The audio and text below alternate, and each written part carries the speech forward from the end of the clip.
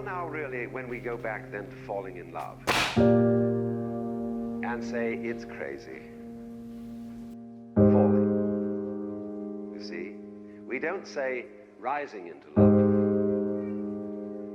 There is in it the idea of the fall. I was born on April 28th, 1999. This is my mom and dad. They split up before I was old enough to remember. More presents for me, I guess.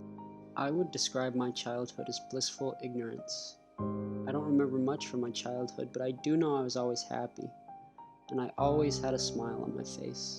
I was young and dumb, completely unaware of what my future held. But that didn't matter because right now, life was good. Although I would go on to find out that the smarter I became, the less happy I'd become. Fast forward to the year 2013. I'm 14 years old and I managed to make it out of middle school with my innocence intact. I was my mom's first kid, so needless to say she was extremely protective. My mom withheld certain truths from me as a child in order to preserve my innocence. And I don't blame her because she only ever wanted me to be happy and feel normal. The truth always comes out eventually.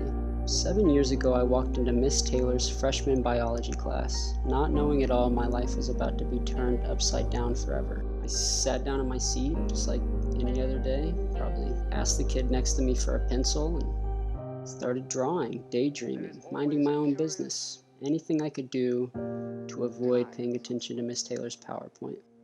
Seemingly out of nowhere, my selective hearing picked up on Miss Taylor uttering the words that I would never forget.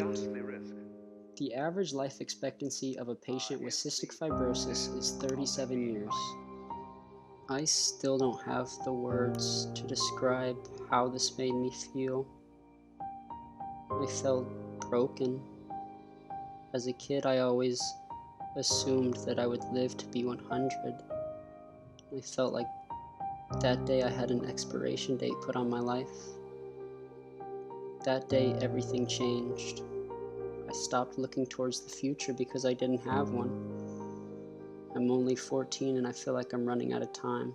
For the longest time I was in denial about depression. I thought it somehow made me less of a person if I needed a pill to be happy. Unlike the handful of other medications I take, this is the only one that fixes something I thought that I should be in control of. My own thoughts. It wasn't long before my thoughts were controlling me.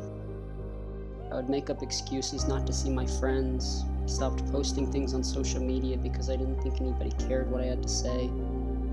I was surrounded by people and friends who could see I was hurting and wanted to help, but I still felt alone. It was impossible to tell someone how I felt. I was filled with self-doubt, and I wasn't good enough for anyone or anything. Fast forward 7 more years to our current year, 2020, or the worst year of my life. Which really makes no sense, because my life should be great. I have a girlfriend and family who both love me unconditionally. I have a million other things to be grateful for, like this new medicine I got put on earlier this year called Trikafta, which is the first proven effective method of treatment for cystic fibrosis ever. So why is it that I'm still miserable? Why is it that seemingly no matter what it is, it could never be enough? If I ever manage to reach the point that I want to be at today, would that be enough? Or is it never enough and I'm the problem? I'm starting to come to the realization that I might actually end up outliving Miss Taylor's prediction of 37 years, knock on wood.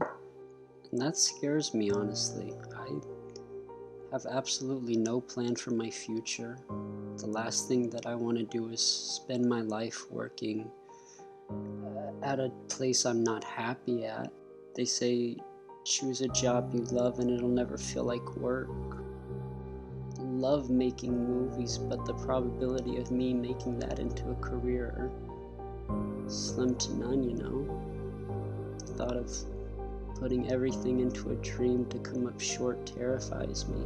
But what scares me the most is the thought of being old and to have never tried it all.